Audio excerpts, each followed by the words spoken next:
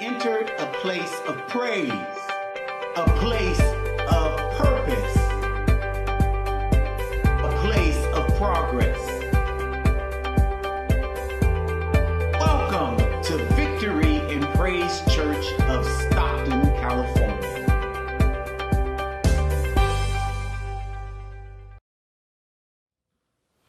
How's it going, family? My name is Leonard Jones, and I am here to bring to you the first lesson from the Millennial series. I'm going to be coming to you guys from Ezekiel 22, 30, and 31. If I had a title for this little short lesson, I would call it, Are You Ready to Stand in the Gap? Ezekiel 22 and 30, 31. And I sought for a man among them who should build up the wall and stand in the breach before me for the land, that I should not destroy it, but I found no one. 31.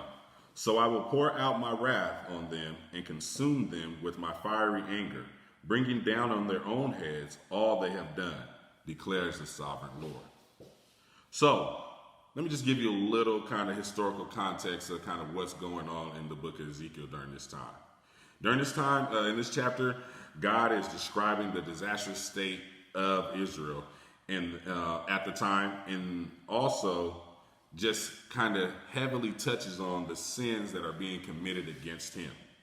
And so he looked for someone to stand in that gap and intercede or advocate on behalf of the people. And since he found no one, he delivers his verdict. And his verdict is delivered in verse 31. I'll read that one more time. So I will pour out my wrath on them and consume them with my fiery anger, bringing down on their heads all they have done, declares the sovereign Lord. Looking at this, what does it mean for millennials to stand in the gap, right? So just kind of give you a little bit of historical context. In biblical times, cities were defended by high walls. If there was a breach or a gap in the wall, the defense of the city were compromised. And a breach in the wall could possibly mean the destruction of an entire city. So God uses that imagery of that breach in the wall to explain the effects of sin on the land and on our cities, or even in our nation as a whole. So what does that mean? That means that when there was a breach in the wall, there was a gap there. When there's a gap there, it allows for things to flow in. And in this sense, we're talking about sin.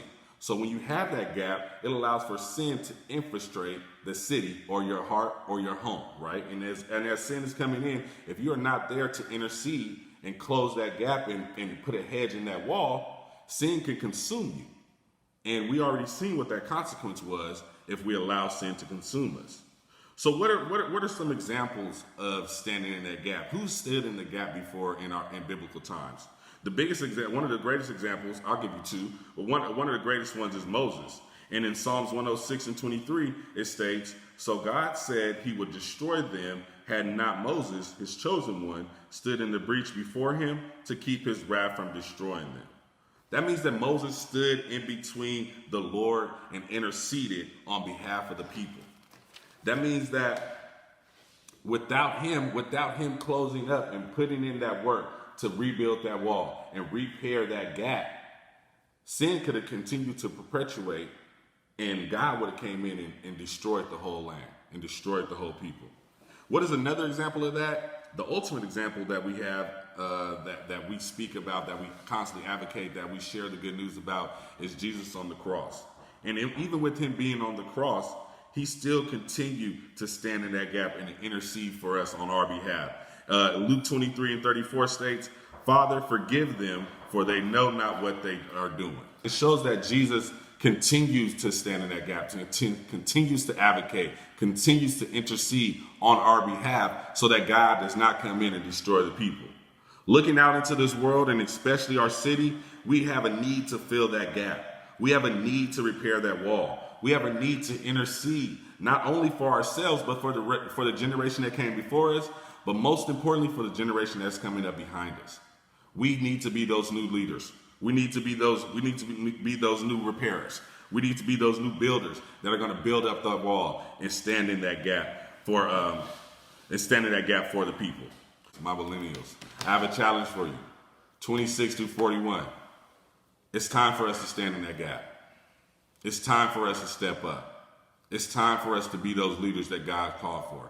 Because guess what? Without us, without his chosen people, you know what the consequences are. We've seen that in Ezekiel 31. All right? And so I take on that challenge. If you are not a part of a small group, and I'll be transparent and let you know that this week it will be my first week joining a small group. I'm super excited for it. But if you're not a part of a small group in our community, reach out, get connected. Sunday is not the only time where you can come and get filled.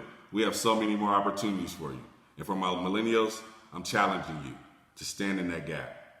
Be the repairer that God has called you to be. Let's do it.